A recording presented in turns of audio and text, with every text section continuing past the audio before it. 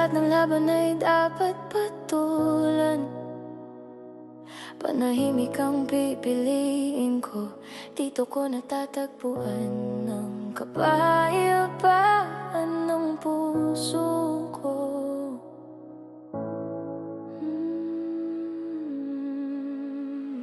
Sirain niyo man ako ng kasinungalingan, lalaban ako, bitbit ang katotohanan. Hindi ko kailangang gumanti, ang Diyos na ang bahalang gumanti. Hindi ko kailangang ipaliwanag ang sarili sa mga matang bulag, sa iba'y pilit sinisi. Hindi ko hinangadang sumikat, wala sa bokabularyo ko ang magpasikat.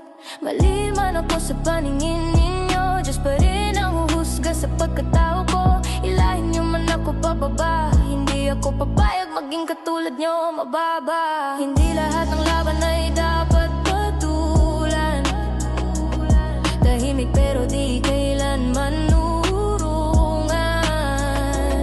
Kahit anong bato ang ibato sa'kin, mananatili ako, Diyos ang kakampi. Hindi lahat ng laban ay kailangang sagutin, sa katahimikan ako'y mananalo rin. Hindi man nila ako maintindihan, alam ng puso ko ako'y tama pa rin. Masira niyo man ako sa di nakakakilala, hindi kayo manalo, tiwalay na sa kanila. Batuhin niyo man ako ng basurang salita, di ako gaganti, ayokong maapariwara. Magtulong-tulong man kayo para ako'y pabagsakin, hindi niyo kaya, Diyos ang panig sa akin. Ma'am Shea Marie, pipiliin ang tama, ayaw sa maling gawayan ang dala kong bandera. Ang iba'y pinipili ang kita kaysa konsensya, kasikatan kaysa sa tunay na esensya. Pansamantalang pansin, kapalit ay katapatan. Sa mundong maingay, sino ang paninindigan? Matutong mag-fact check, wag agad maniwala, alamin ang totoo bago magsalita. Sa mundong puno ng fake news at ilusyon, katotohanan ng tunay na revolusyon. Masakit, may mga taong gumagawa ng kasinungalingan, ginagawang kwento, content, kabuhayan para sa views, followers at kita.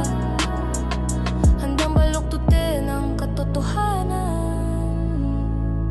ganun sila tumira. Hindi lahat ng laban ay dapat patulan.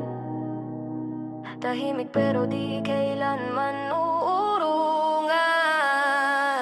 Kahit anong laban ang ibato sa'kin, mananatili ako, Diyos ang kakampi. Hindi lahat maiintindihan ka, hindi lahat maniniwala sa'yo. Kahit ginagawa mo na ang tama, may dududa, huhusga ko kontra sa'yo. Pero panatag ang puso ko dahil alam ko, hindi lahat ng laban ay dapat patulan.